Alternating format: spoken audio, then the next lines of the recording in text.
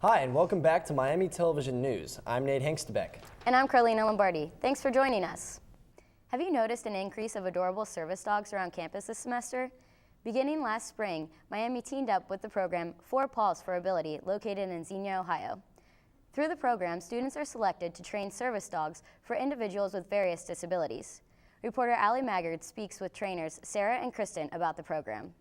You may have seen some extremely adorable dogs in red vests walking around campus, the grocery store, or maybe even your classes, and wondered why they're there. I spent some time getting to the bottom of why and how these furry friends have become a part of Miami's community, and how a select number of students have decided to embark on a unique, challenging, but overwhelmingly rewarding commitment to help children in need. What we do is we help train service dogs from 4 Paws for Ability, so we do their socialization training. So what that means is they come everywhere with us, everywhere we go, they go.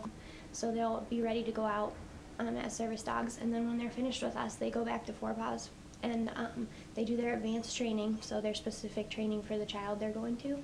And then we get to invited back to their graduation. We get to meet the kid they're going to, and it's really fun. I really like how hands-on it is and how involved you really need to be with it. There's not another organization that kind of, this is literally full-time. You're always working with the dog, and they go with us everywhere, and so that's probably my favorite part. It's been so great spending time with the dogs and their trainers Kristen and Sarah, and seeing just how much Miami students care about and want to get involved in community service. If you have any questions at all about getting involved, just check out their website on the hub under 4 Paws for Ability. I'm Allie Maggard from Miami Television News. Those are some cute dogs. Maybe we should get an MTN pup.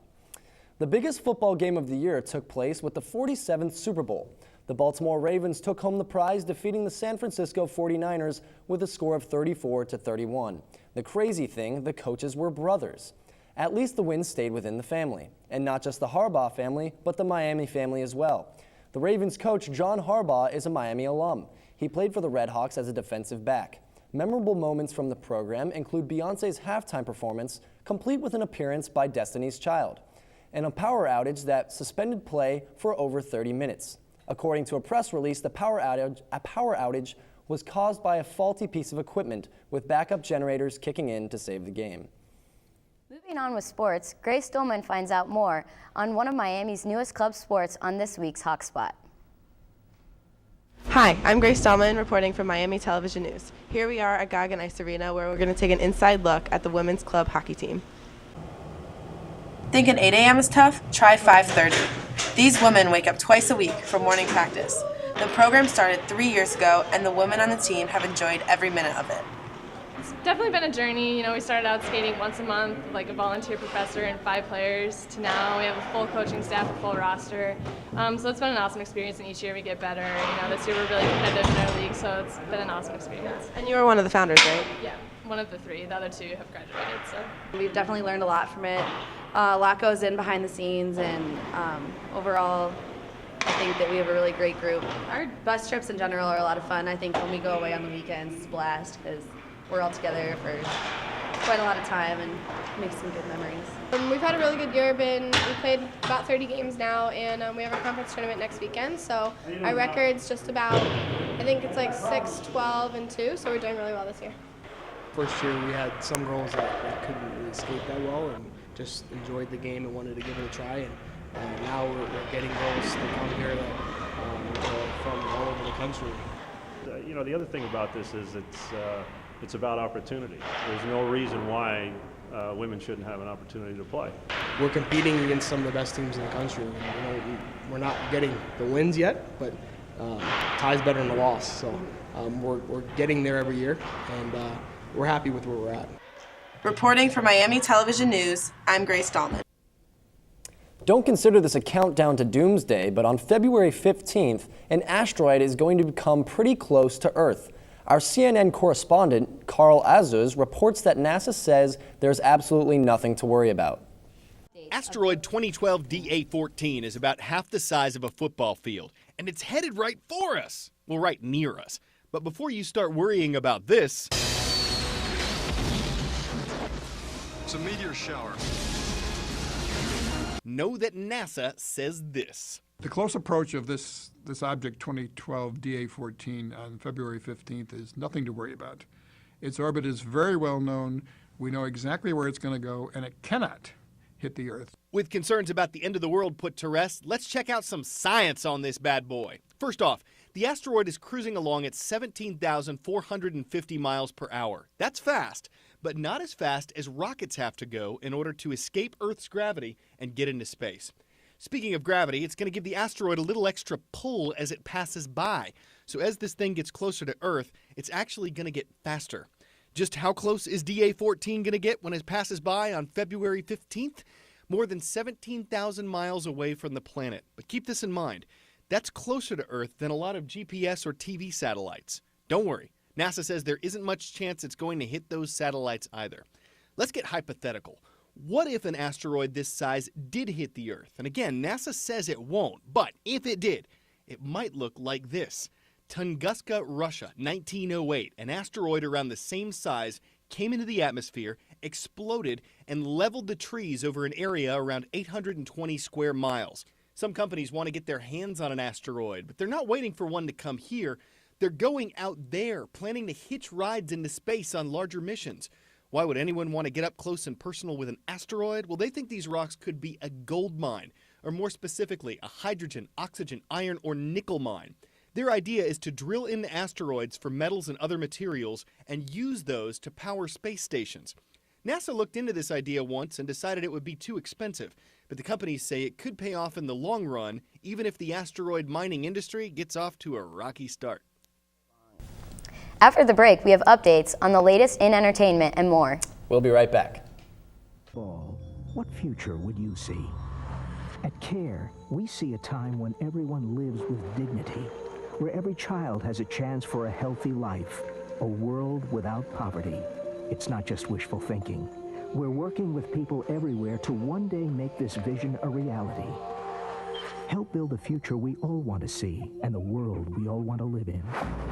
CARE, where the end of poverty begins. Imagine what it feels like to be a hero every day. You can make a difference in the Coast Guard.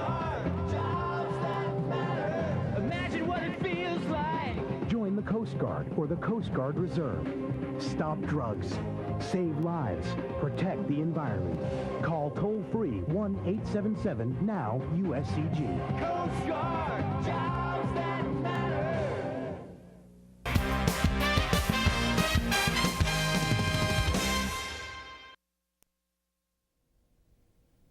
Welcome back to Miami Television News. MU grads Antonia Ellis and Lori Moline visited Miami and shared their wisdom of entering the media and public relations industries. They were college roommates and have stayed close throughout life and all their success. Ellis has worked as a producer in TV and in film for the past 19 years. She is the producer for the 4th season of Royal Pains and is best known for her Emmy-nominated HBO series, Sex and the City. Moline is a business communications specialist, and her past positions have included producer, director, and writer as a corporate communications manager. And she spent 12 years operating a freelance business for various hospitals. They left a bit of advice for everyone here at Miami. They say to follow your passions and do what you love. And while at Miami, start networking and branding yourself for your future. They both have fond memories of Miami and admit that lessons they learned here are what led them to where they are today. Award season is in full swing. This week's Word on the Street went out and asked what this year's top movie would be. Award season is in full swing. We asked about what your favorite movie was and who you think will win the Academy Award. I saw Les Mis over winter break with my mom. Les Mis is one of the 10 movies nominated for Best Picture, with Anne Hathaway the frontrunner for Best Supporting Actress. She was really good in it, and I didn't know she could sing at all until then. So. However, out of the year's best movies, there seemed to be an overwhelming favorite.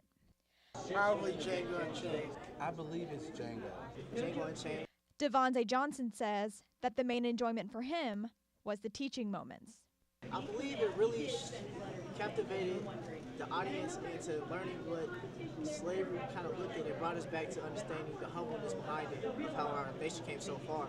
For the audience, Oscar attention isn't the only reason to go to the movies. I saw The Hobbit. Yeah, I saw Gangster Squad with Ryan Gosling. It's a very interesting portrayal of like the gangster squads in San Francisco and how they like link to Chicago. Other movies nominated include Lincoln, Argo, and Silver Linings Playbook. The Academy Awards air February 24th. This is Rebecca Tostine for Miami Television News. If it seems like everyone you know is on Facebook, you're mostly right. More than 2/3 of Americans are users of the social network. But as CNN's Allison Cossack explains, more and more people are starting to feel a little Facebook fatigue.